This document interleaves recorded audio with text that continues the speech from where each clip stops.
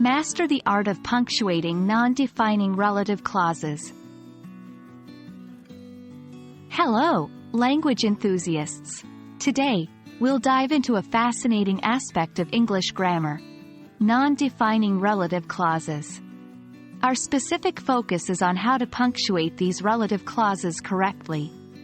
If you've ever been confused about where those pesky commas should go, this video is for you.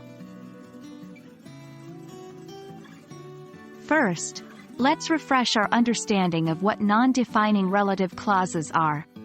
These are types of clauses that add extra, non-essential information to a sentence. They don't define the noun they refer to, but instead provide additional detail. The noun in question can be understood without this extra information. For instance, in the sentence, "My dog, who loves to play fetch, is a Labrador," the clause, "who loves to play fetch," is a non-defining relative clause. Now, how do we punctuate these clauses? The key point to remember is that non-defining relative clauses are separated from the rest of the sentence by commas.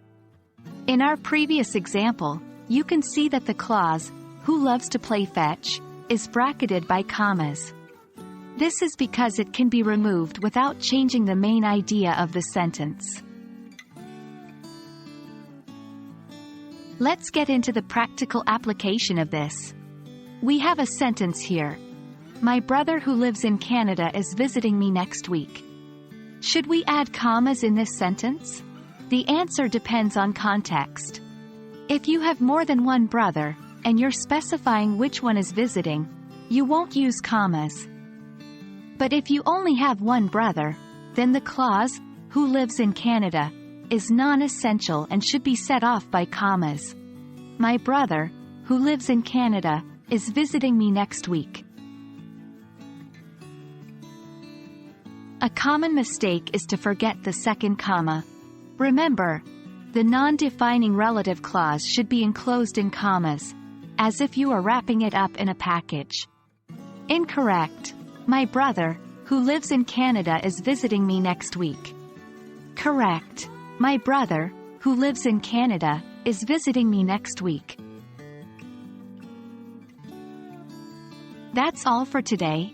Hopefully, you're now more confident about punctuating non-defining relative clauses. Remember the two rules we've learned. Non-defining relative clauses are enclosed in commas, and they provide additional, non-essential information about a noun. Keep practicing, and soon punctuating these clauses will become second nature to you. Happy learning, and see you in our next video.